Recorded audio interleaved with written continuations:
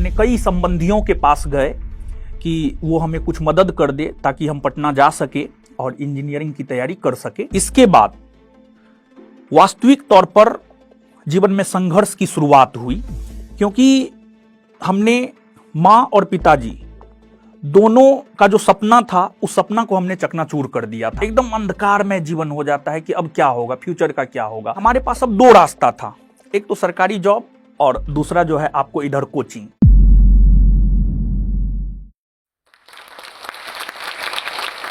वर्ष 2014 और 2016 हमारे जीवन में ऐसा वर्ष है जिसने हमारे दिशा और दशा को बदल दिया।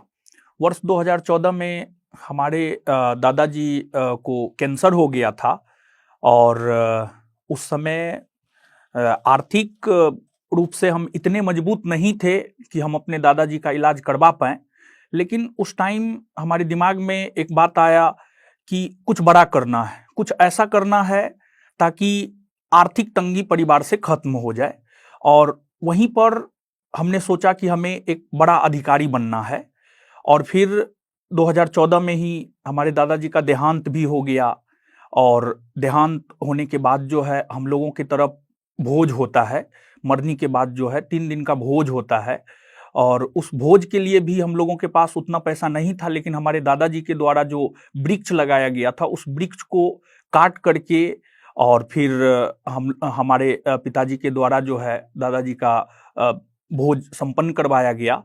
और 2014 में ही हमने घर छोड़ा और उसके बाद हमने ये डिसाइड किया कि हमें कुछ बड़ा करके ही घर वापस लौटना है। नमस्कार, मैं रोशन आनंद, ज्ञान बिंदु जीएस एकेडमी पटना के डायरेक्टर। बहुत सारे लोग जानते होंगे और बहुत सारे लोग ऐसे भी होंगे जो हमें नहीं जानते होंगे। तो आज मैं अपने जीवन में जो संघर्ष किया है उस संघर्ष की कहानी आप लोगों के बीच साझा करना चाह रहा हूं, क्योंकि मदर टेरेसा का कहना है या उनका मानना है कि आपने जीवन में जो संघर्ष किया है उस संघर्ष को लोगों के साथ साझा निश्चित तौर पर करनी चाहिए, ताकि अगर कोई उस सिचुएशन से गुजरे तो वो अपने आप को जो है उठा सके। मैं बिहार के सहरसा जिला के धमसेना गांव से आता हूं। हमने अपने जीवन में जब से होश संभाला है तब से हमने अपना निर्णय स्वयं लिया है, और यही वजह है कि हमारे गार्जियन के साथ, खास तौर पर हमारे पिताजी के साथ जो है हमारा बनता नहीं है। और हमारा अपना मानना है कि जो इंसान रिस्क नहीं लेता है ना वो बहुत आगे नहीं जा सकता है, और हमने अपने जीवन में हर कदम पर रिस्क लिया है। और जैसे कि हम आपको बता दें कि जब मैं 8th क्लास में था तो मैंने 9th का सिलेबस भी कंप्लीट कर लिया, तो मैं 8 टू डायरेक्ट 10th में चला गया। और 10वां जब मैंने किया, 10वां करने के बाद यानी 10th करने के बाद जो है हमारे परिवार में हमारी माताजी का विशेष तौर पर ये मानना था कि हमारा बेटा इंजीनियर बने, क्योंकि हमारे मामा सब जो है कुछ इंजीनियर थे, तो उनका मानना था कि हम इंजीनियर बने। और 2009 में हम इंजीनियरिंग की तैयारी के लिए जो है पटना आए। और जब हम पटना आ रहे थे तो हम लोगों का बस खेती बाड़ी था, बहुत ज़्यादा कुछ था नहीं। तो किसान के पास तो आप जानते ही हैं पैसा का काफ़ी किल्लत होता है। तो पटना आने के लिए हमें 50,000 रुपया चाहिए था, और वो 50,000 रुपया भी हमारे गार्जियन के पास नहीं था। तो हमने खुद साइकिल उठा करके हम अपने कई संबंधियों के पास गए कि वो हमें कुछ मदद कर दे ताकि हम पटना जा सके और इंजीनियरिंग की तैयारी कर सके। लेकिन किसी भी संबंधी ने हमें कोई भी मदद नहीं किया। और फिर हमारे पिताजी जमीन बटिया पे लगाए। हम लोग की तरफ जो है जमीन बटिया पे लगाया जाता है, मतलब साल 2 साल के लिए, यानी कट्ठा के हिसाब से होता है। तो वो 50,000 रुपया इकट्ठा करके हम पटना आए और फिर पटना में तैयारी करना शुरू किए, और फिर पटना में इंजीनियरिंग का तैयारी किए। लेकिन पटना में बहुत ज़्यादा तैयारी हमारा नहीं हो पाया। तो फिर हम थोड़ा जिद्दी भी हैं, तो हम अपने गार्जियन को बोले कि नहीं, हमें कोटा जाना है, इंजीनियरिंग का तैयारी करने के लिए हमें कोटा जाना है। और फिर हम 1 साल के लिए कोटा भी गए। और जब हम कोटा जा रहे थे तो हमारे पिताजी ज़मीन बेचे थे, और कोटा में रह करके इंजीनियरिंग का अच्छा तैयारी हुआ और AIEEE हमारा निकला, और उसमें BIT मेसरा में हमारा एडमिशन हुआ। और लगभग, लेकिन हम पूरा बीटेक भी कोर्स कंप्लीट नहीं कर पाए। हमारा सेशन था 2012 से 2016, लेकिन 2012 से 2013 सिर्फ हम 1 साल ही जो है बीआईटी मेसरा में रह पाए। और उसके पीछे एक आर्थिक तंगी भी था, क्योंकि जब हमारा एडमिशन हो रहा था तो उस टाइम में हमारे पिताजी जो है जमीन बेचे थे, जमीन बेच करके जो है हमको दिए थे। और फिर वहाँ पर आर्थिक तंगी से काफ़ी ज़्यादा जूझने लगे थे हम। लेकिन पिताजी का इच्छा था और माताजी का भी इच्छा था कि नहीं, जो है आपको बीटेक क्लियर करना है। लेकिन हमें लगा कि इसमें बहुत ज़्यादा स्कोप नहीं है। 1 साल रहते रहते जो है हमको लगा कि इसमें हम मैक्सिमम बहुत ज़्यादा कुछ नहीं कर सकते हैं, ऐसा हमें एहसास हुआ। और फिर हम 2013 में ड्रॉप आउट हो गए, कॉलेज छोड़ दिए। और इसके बाद वास्तविक तौर पर जीवन में संघर्ष की शुरुआत हुई, क्योंकि हमने माँ और पिताजी दोनों का जो सपना था उस सपना को हमने चकनाचूर कर दिया था। और इसी वजह से 2013 में हमारी माताजी, हमारे पिताजी, सब कोई हमको छोड़ दिए और फिर हम वापस पटना रिटर्न हुए। और पटना जब आए तो उस दौरान जो है कुछ दोस्तों ने मदद किया, और उन कुछ दोस्तों की मदद से जो है हम पटना में लगभग 2013 से 2014 तक रहे। और 2014 में हमारा पहला रिजल्ट हुआ था, बिहार पुलिस का रिजल्ट हुआ था। 2014 में बिहार पुलिस का हमने एग्जाम दिया, लेकिन हम उसमें फिजिकल में डिस्क्वालीफाई हो गए थे। क्योंकि देखिए, कहा जाता है कि अगर कुछ नहीं हो रहा है तो उससे बेहतर होना है। तो 2014 में बिहार पुलिस का हमने परीक्षा दिया, लेकिन वहाँ पर हम डिस्क्वालीफाई हो गए, फाइनल नहीं हो पाया।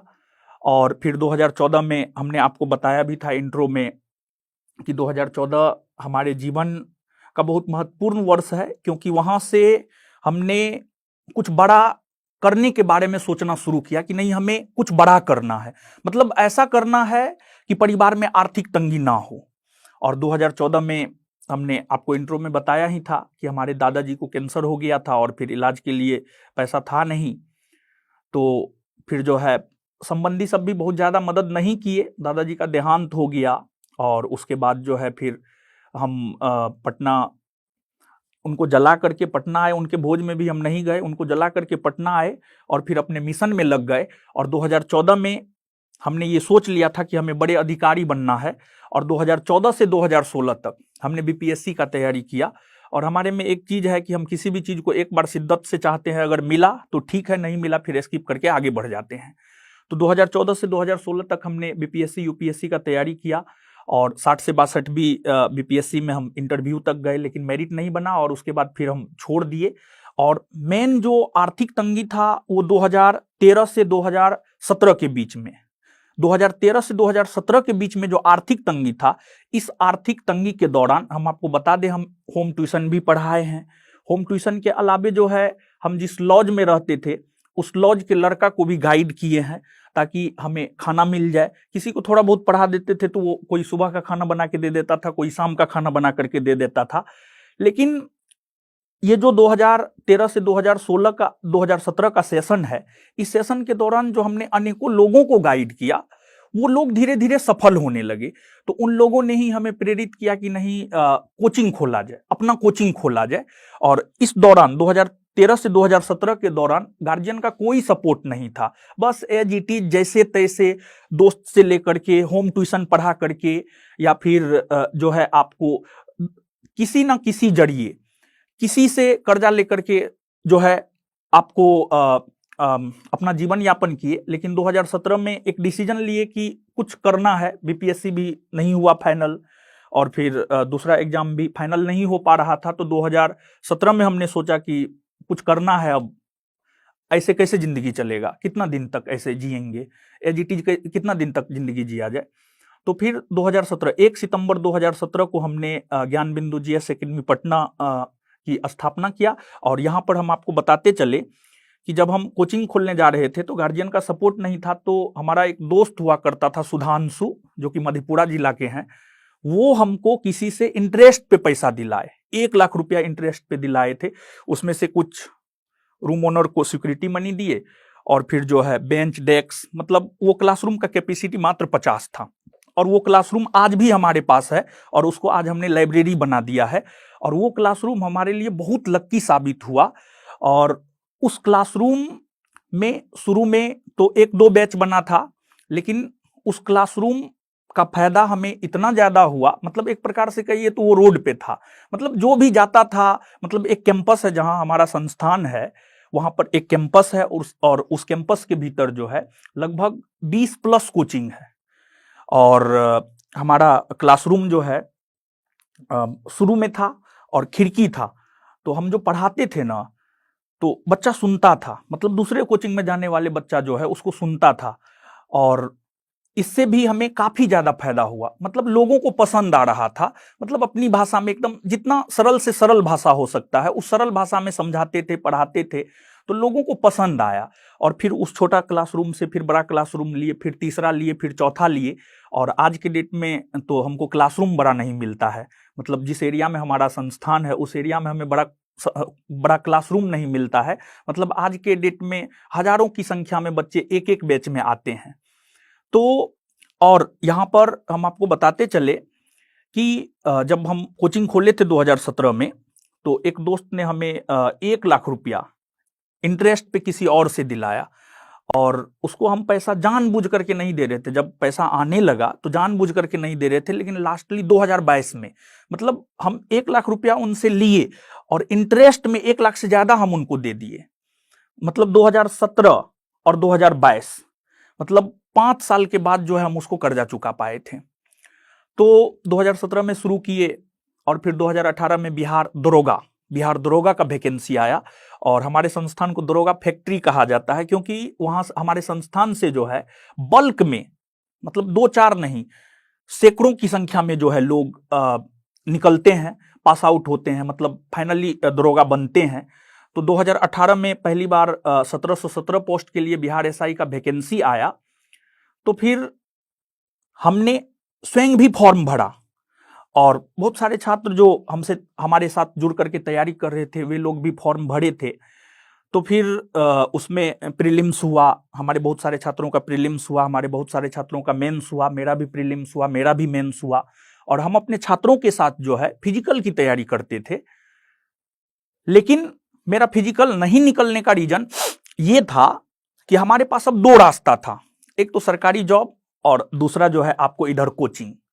तो फिर यहां से हम ये साझा करना चाह रहे हैं कि कभी भी अगर 2 ऑप्शन हो ना तो हम लोग कॉन्सेंट्रेट नहीं कर पाते हैं, जबकि एक जगह अगर कॉन्सेंट्रेट किया जाए तो वहां पर आप बेहतर कर सकते हैं। तो हमारा फिजिकल इसी वजह से कभी नहीं निकल पाया, और आज के डेट में संस्थान जो है काफी ज्यादा रिजल्ट दे रहा है, हर क्षेत्र में एसएससी, रेलवे, हर क्षेत्र में संस्थान से रिजल्ट होता है, लेकिन बल्क में रिजल्ट होता है संस्थान का बिहार एसआई में, क्योंकि हम स्वयं 4 बार इस एग्जाम को क्वालिफाई किया, हमारा कभी भी फिजिकल नहीं हुआ, और फिजिकल नहीं होने का कारण हमने आपको बता दिया, लेकिन हमने इस एग्जाम को 4 बार क्वालिफाई किया।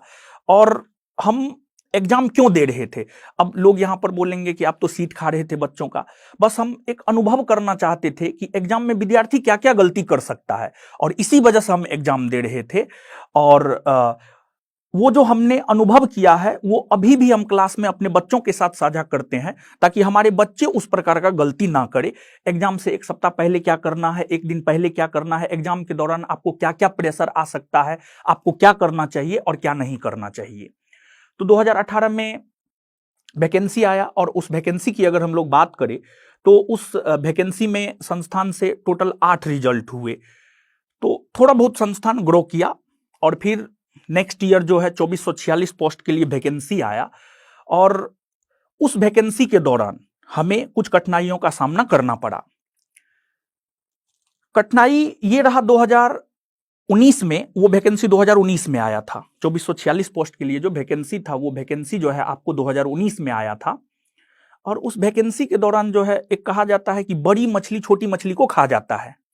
तो कैंपस में बहुत सारे टीचर थे, बहुत सारे बड़े बड़े टीचर थे, तो 2019 में पहली बार हमें दबाने का प्रयास किया गया, मतलब लोगों को अब लगने लगा कि ये भी आगे बढ़ जाएगा। 2019 में पहली बार हमें दबाने का प्रयास किया गया, लेकिन यहाँ पर हम अपने छात्रों को सहृदय धन्यवाद देते हैं, और हम आपको यहाँ पर बताते चले कि हम जो भी रोशन आनंद सर बने हैं, तो उसमें छात्रों का सबसे बड़ा योगदान है, छात्रों का सबसे बड़ा सहयोग है। उस वैकेंसी के दौरान ही कोविड कोविड आ गया, कोविड आ गया। और उस टाइम तक जब कोविड आया तो हम ऑनलाइन नहीं पढ़ाते थे, ओनली ऑफलाइन था। कोविड आ गया तो ऑनलाइन हम लोगों के लिए बहुत नया चीज था, लेकिन फिर भी प्रयास किए। और कोविड के दौरान जो है कोई भी किसी से ना बात कर रहा था, ना मिल रहा था। लेकिन कोविड के दौरान जो है हमें एक आइडिया आया कि किसी ओपन जगह जो है विद्यार्थी को कलेक्ट करके जो है उसको गाइड किया जाए। पढ़ाया तो नहीं जा सकता है क्लासरूम में, तो फिर गंगा घाट में हम गाइड करना स्टूडेंट को शुरू किए। लगभग 2-3 दिन तक किए और फिर जो है उसके बाद प्रशासन का दबाव बढ़ गया और फिर वहां पर भी हम कुछ नहीं कर पाए। तो फिर अब हमें लगने लगा कि अब हम कुछ भी नहीं कर पाएंगे विद्यार्थियों के लिए। लेकिन फिर हमारे दिमाग में ऐसा आने लगा कि पता नहीं ये कोविड जो है ले डूबेगा हमारे करियर को। लगता है हम जो संघर्ष कर रहे थे, जो धीरे धीरे आगे बढ़ रहे थे, कि हो सकता है पूरी तरीका से हम रोड पर ना आ जाए। तो काफी सोचा करते थे कि क्या करना है, क्या नहीं करना है। जैसे कभी कभी होता है क्या जीवन में मतलब कुछ भी दिखता नहीं है, एकदम अंधकार में जीवन हो जाता है कि अब क्या होगा, फ्यूचर का क्या होगा। और फिर इस दौरान जो है हमें ये सब सताने लगा था कि आगे क्या करना है, क्या नहीं करना है। लेकिन उसी दौरान जो है जॉस टॉक, ऐसे मोबाइल पर वीडियो देख रहे थे तो जॉस टॉक का जो है जॉस टॉक के ऊपर हजारों प्रेरणादायक कहानियां हैं। लोग कैसे नीचे गिरे, नीचे से फिर ऊपर कैसे उठे, इस प्रकार की कहानियां हैं। तो वहां से जॉस टॉक के ऊपर जो हजारों कहानियां हैं उसमें से कुछ कहानियों को हमने देखा। वहां से हमें प्रेरणा मिला कि नहीं ठीक है, इस बार अगर नीचे ले जा रहे हैं तो इस बार आगे भी ले जाएंगे। तो फिर कोविड के दौरान ही हमारे दिमाग में ये आया कि क्यों ना, उस टाइम में जो है पटना का रूम सब सारा खाली हो चुका था। तो हमारे दिमाग में ये आया कि कुछ बच्चों को कलेक्ट करके जो है, मतलब 100-50 जो भी बच्चा हो उसको कलेक्ट करके जो है उसको बिखरने ना दिया जाए। देखिए वहां पर मेरा भी स्वार्थ छिपा हुआ था, और कृष्ण नीति कहता है कि पूरा का पूरा दुनिया ही स्वार्थ पे टिका हुआ है। वहां पर मेरा अपना स्वार्थ छिपा हुआ था कि मतलब हमको ऐसा लग रहा था कि मेरा भविष्य अंधकार में है। लेकिन स्टूडेंट बिहार के भीतर सरकारी जॉब का भी काफी ज्यादा महत्व होता है। तो हमने कुछ स्टूडेंट से संपर्क किया कि हम ऐसा सोच रहे हैं कि हम एक हॉस्टल ले और उसमें हम आपको गाइड करें, उसमें हम आपको पढ़ाएं, क्या आप लोग एग्री हैं? तो कुछ छात्रों के साथ, लगभग 10-15 छात्रों के साथ हमने मीटिंग किया और उन लोगों को भी लगा कि नहीं, इस टाइम में अगर बिखर जाएंगे तो फाइनल नहीं बनेगा, फाइनल मेरिट नहीं बनेगा।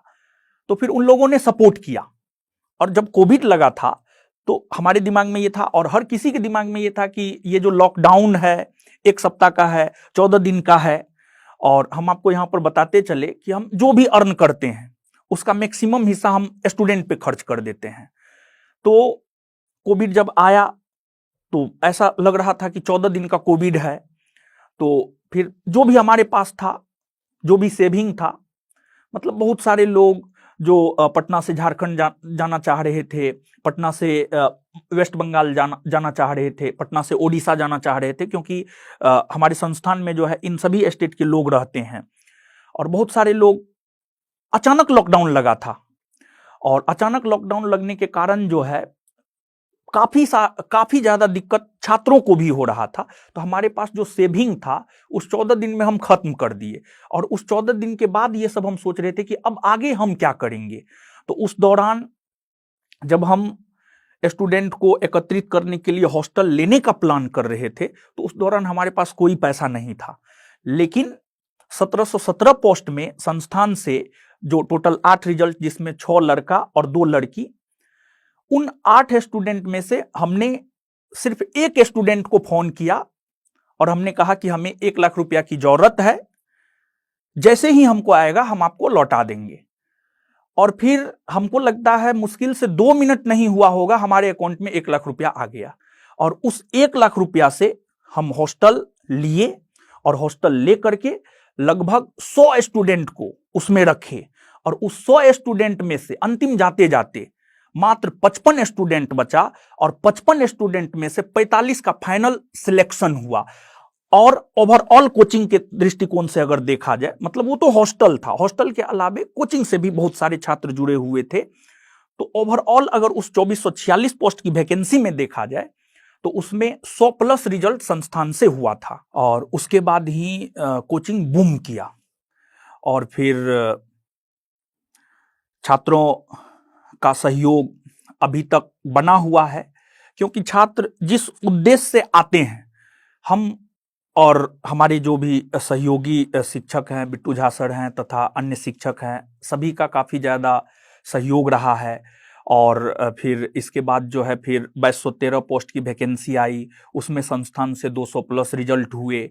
और फिर 1275 पोस्ट की वैकेंसी आई, उसमें संस्थान से 300 प्लस रिजल्ट हुए। वैसे तो हर किसी का जीवन संघर्ष में रहा है, और जिसने संघर्ष किया है वही इतिहास रचता है, ऐसा कहा जाता है।